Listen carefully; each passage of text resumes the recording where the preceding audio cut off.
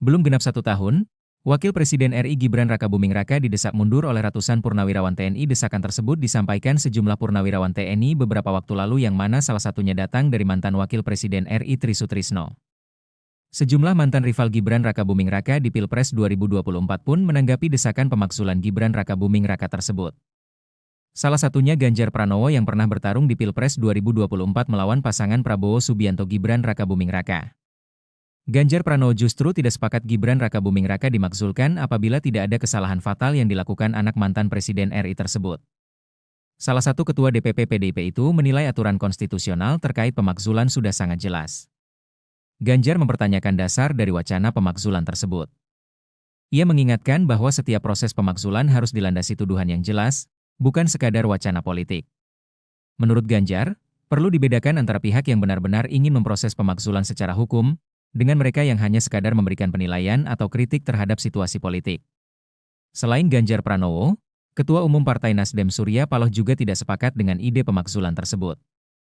Bos stasiun televisi yang pernah mengusung Anies Baswedan Caimin di Pilpres 2024 itu menilai Gibran Rakabuming Raka belum memiliki skandal yang bisa membuat anak Joko Widodo, Jokowi, itu dicopot dari jabatan sebagai wakil presiden. Sehingga menurutnya desakan pemakzulan Gibran Rakabuming Raka kurang tepat. Ia menegaskan bahwa putra sulung Presiden ke-7 RI Jokowi itu juga terpilih secara sah dalam Pilpres sebagai pendamping Presiden Prabowo Subianto. Menyoal kinerja Gibran yang mungkin dianggap lemah atau tak kuat, itu perkara yang menurutnya tak bisa jadi alasan. Pak Ganjar, izin Pak, boleh minta tanggapan sedikit Pak, apa yang terkait dengan yang ramai usulan dari Forum Purnawirawan TNI, salah satunya itu mengapa mencopot Wapres Gibran?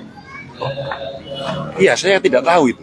Apa satu alasan pencopotan kalau konteksnya dalam lembaga kepresidenan, satu apa sih kesalahannya gitu, mesti ditunjukkan.